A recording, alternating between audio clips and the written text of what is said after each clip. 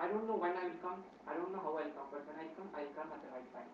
And this kind of punch dialogue is told in the movie, the fans go mad.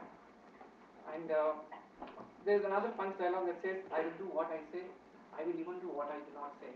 And with this punch dialogue, he hits a villain, he punches a villain so hard that he flies out of a car, he goes, hits a windshield and comes out from the back of the car. This was about Rajnikant and his popularity. But as a person, he is a very humble and a noble human being.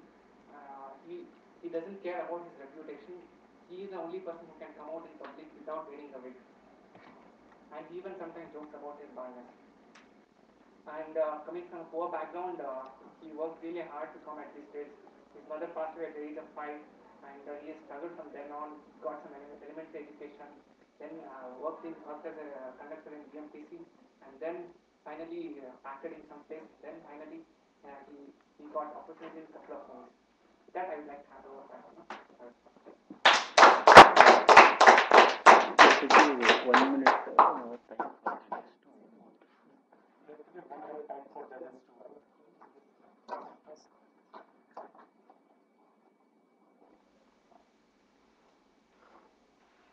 So let's wait for the judges to 7 minutes feedback. In the meantime, let me tell you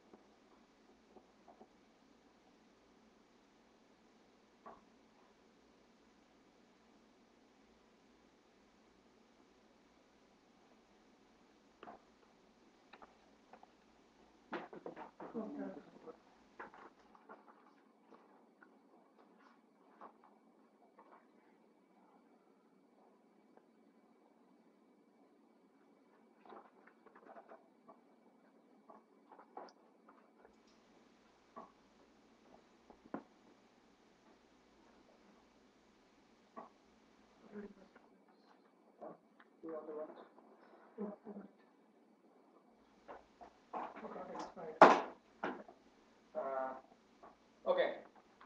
So that was the first contestant, Vijay, speaking on Rajnikant.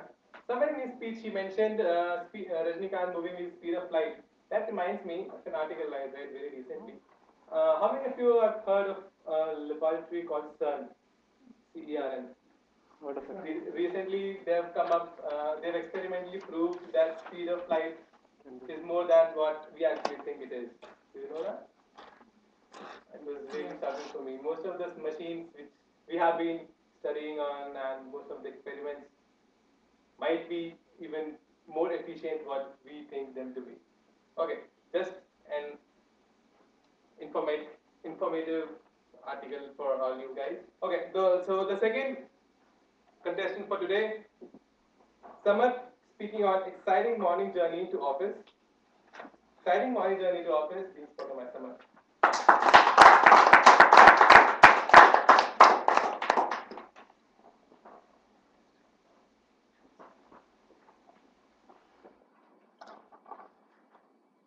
Good morning, Toastmasters.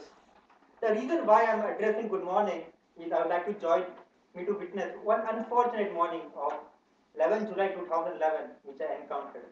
It was a perfectly normal day. There was no anti-corruption agitation floating around.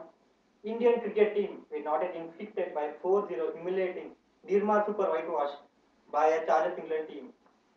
I woke up at 7 a.m. in the morning after 5 irritating alarm snoozes of Himesh Reshamiyas Ahusur.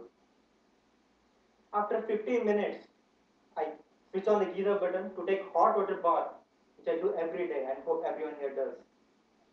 And after some time, I notice there is no water in the building, no water near BTM water tank. And worried, I went inside the bathroom to see whether the coil is not burnt out. Adversely, it turned out that a burning smell fumed into my nostrils to indicate the fact that the coil is dead. Now it was the time to pack the torn bag, comb your hair, and most important thing, and without forgetting, apply a mild perfume so that you won't apply deodorant all your body to give a clear indication that you have not taken bath. Now comes the defining moment of the day, the climax of the morning session. I picked up my Nokia N97 mobile phone to call the cab driver, only to irritatingly notice that the mobile charge is burned down. Running out of choice, I ran like dog towards the cab to catch it and noticed it tantalizingly 200 meters close in front of me and I could do nothing about it. There was no mobile charge and I'm not Usain Bolt to catch a cab running at 80 km per hour, running on a seldom deserted traffic-free road. Left with no other choice, I ran like mad toward the BTM bus stop because I had a meeting to attend at 9:50, which was a stand-up meet, which was made mandatory only for that particular month. Coincidentally, when I was running towards the bus stop, I faced a car traveling at the same speed, and it was playing an most appropriate song for my pathetic situation. That is one and only Delhi Belly's Bhag DK Bose, Bhag DK Bose, Bhag DK Bose. Finally, DK Bose reaches the bus stop. He sees around 50 people waiting to enter into a disguised competition once they enter into Volvos. The competition that I'm talking about is a disguised competition to occupy the luxury, comfortable seats. I don't know why I feel once I enter into the Volvos, the atmosphere is so hostile. People are unhappy with something in their life. Young people unhappy with their managers. Gentlemen unhappy because they lost their morning battle with their wife. Married men unhappy because their Sheilas are no more Jawan. Young employees because those Munnas are getting badnaam in their companies. And surely I was unhappy because I did not get any seat of occupying and comfortably going to my office. The journey from BTM to Nokia office can be segregated into three phases, and the first one being from BTM to Silkboard, and it's a rarity to get a seat. And for the first time in the day, I got lucky. I got a seat in front of the opening sliding door, but these were not seats I'm talking about. These were the less fancy seats. It was like a Gandhian class ticket of a cinema. But an old and generous, kind fellow looked at me, and as though he could guess the dilemma on my face, he asked me to occupy that seat. I slowly and steadily occupied it, but my happiness was short-lived.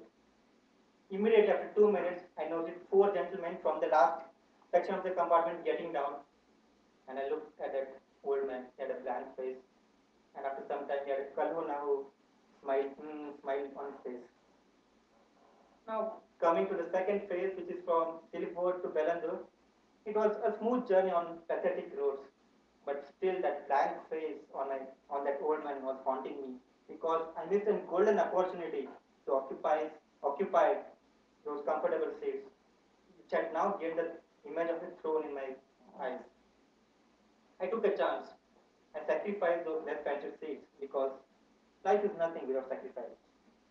I moved to the top section of the bus and adding more grievance to my already existing injuries, I could see people comfortably laying back, reading newspapers, and the most popular being the Bangalore Times. And one guy had opened the penultimate page, which presents breaking Hollywood news, and he was reading one news. Lady Gaga finally reveals that she is losing her hair. This is one poor fellow waiting for a comfortable seat, and this guy is reading the rubbish news. And now talking about the last phase, which is from Bellandu to Nokia office. My frustration was running out of control, but I never lost hope. I'm over-optimistic, like an Indian cricket fan hoping for win against the England series, which never happened. Finally, some people got down near the IT hub, and I luckily got the seat. And I happened to look outside the window, and I noticed that it's near Symphony. It's just 2 minutes from Nokia office. Immediately after reaching the Nokia office, I ran towards my company to attend the stand-up meet, which was already, and it was already 9 o'clock. When I reached the company, I noticed that it was almost deserted. My team lead was on leave. The scrum master was going to come late for that morning session, and the team architect, he is working from home because his wife has some problem. So after all the tragedy, the trauma I underwent the last 1 hour to only attend the stand-up meet, I find myself in an inexplicable situation. So the moral of the story is, never miss a morning cab, and even if you miss the morning cab, never enter into a Volvo bus. Never take a Volvo bus if you are not sure to get a seat. And keep your mobile phone charged during critical situations. Back to the context.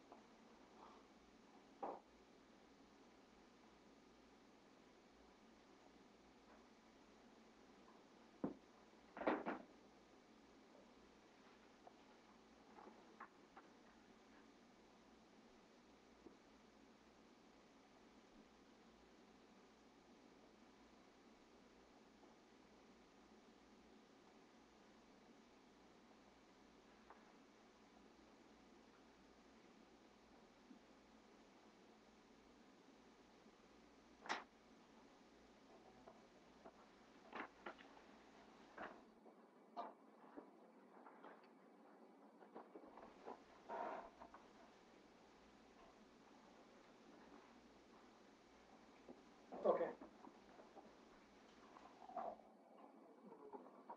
Meanwhile, I think if anybody wants water or cook, cook themselves.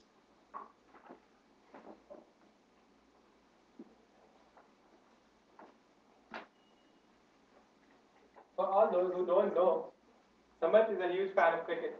And somehow, from his journey from home to office, he managed to squeeze in the cricket part in a humorous speech itself. I like that a lot. The third speaker for today is Pratik, speaking on a very interesting topic to me, the alternate me. The alternate me being spoken by Pratik.